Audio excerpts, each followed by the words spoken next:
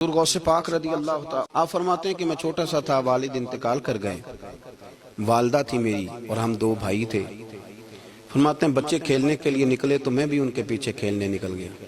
ایک بیل بچوں کے قابو آ گیا، تو بچوں کے قابو کو چیز آ جائے تو پھر وہ اس کا جو حال ہوتا ہے وہ تو ہمیں پتہ ہی، ہم سارے بچے رہ چکے ہیں۔ تو کہتے ہیں وہ بیل قابو آ گیا، کوئی اس کے کان چھیڑتا، کوئی اس کی دم چھیڑتا، کوئی اس کے سینگ چھیڑتا، کوئی کسی جگہ سے اسے تنگ کرتا۔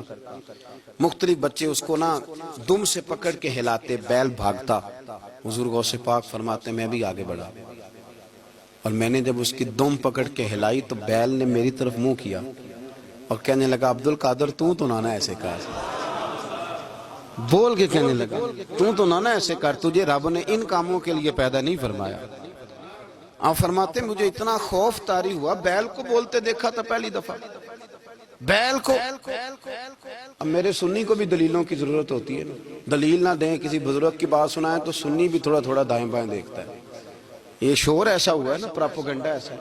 میں حدیث پاک سنا دیتا ہوں۔ رسول کریم صلی اللہ تعالی علیہ وآلہ وسلم فرماتے ہیں ایک شخص نے بیل پہ سواری کر لی تھی۔ بیل سواری کے لیے نہیں پیدا کیا گیا، سواری کے لیے اونٹ ہیں، خچر ہیں، گھوڑے ہیں، گدھے ہیں، بیل کھیتی باڑی کے لیے۔ بیل نے سواری کر لی، اس شخص نے جب بیل پہ سواری کی تو بیل پیچھے مڑ کے دیکھنے لگا اور کہنے لگا یار تو بڑا بے وقوف ہے۔ بول کے بیل حضور کے زمانے میں کہنے لگا مجھے اللہ نے سواری کے لیے نہیں پیدا کیا، میرے سے وہ کام لے جس لیے میں پیدا کیا گیا ہوں۔ تو بندہ ڈر گیا، کہنے لگا بڑی حیرانگی والی بات نہیں کہ بیل بولتا ہے۔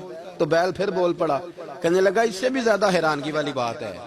اس نے کہا وہ کیا؟ کہنے لگے مدینے میں نبی پاک آ گئے ہیں اور تو نے ابھی تک کلمہ ہی نہیں پڑھا، یہ اس سے بھی زیادہ حیرانگی والی بات ہے۔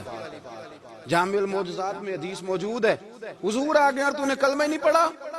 وہ شخص کہتا ہے میں سر پٹ دورا، جب آ کے سامنے کھڑا ہوا تو حضور مسکرائے، فرمایا آجا پڑھ لے کلمہ، مجھے پتا ہے تجھے کس نے بھیجا ہے۔ تو بھائی اللہ چاہے تو بیل بول، چلیں ٹھیک۔ اب آپ تھوڑے سے راضی ہوئے ہیں بات سمجھ، اللہ آپ کو جزائے خیر عطا فرمائے۔ اللہ والوں کی باتیں مان لیا کریں۔ میں بڑی ذمہ داری سے کہتا ہوں رب کریم کے کوئی بندوں کی بات کتاب و سنت کے خلاف نہیں ہوتی، وہی تو کتاب و سنت آگے پہنچانے والے ہوتے۔ تو حضور غوث پاک فرماتے ہیں میں وہ ڈر کے گھر آیا، جب گھر پہنچا تو میرے کانوں میں آواز آ رہی تھی لبیک اللہم لبیک لبیک لا شریک لک لبیک۔ فرماتے ہیں میں چھت پہ چڑھا اور میں نے جیلان میں اپنی چھت پہ کھڑے ہو کے دیکھا تو حج کے دن تھے، میری سیدھی نظر میدان عرفات پہ گئی۔ لوگ میدان عرفات میں بیٹھ کے لبیک لبیک پڑھ رہے تھے۔ پہلے میں وہاں سے ڈر کے آیا، پھر چھت سے ڈر کے نیچے اترا، ماں کو ساری بات بتائی۔ تو کہتے ہیں میری ماں کہنے لگی بیٹے جب تو پیدا ہونے والا تھا تو مجھے بڑی بشارتیں ملتی۔ فرماتے ہیں ماں نے کھولا بکسا صندوق تو 80 دینار نکالے۔ فرمایا پتر تم دو بھائی ہو اور تمہارا باپ کل جاگیری 80 دینار چھوڑ گیا، 80 40 تمہارے 40 تمہارے بھائی کے۔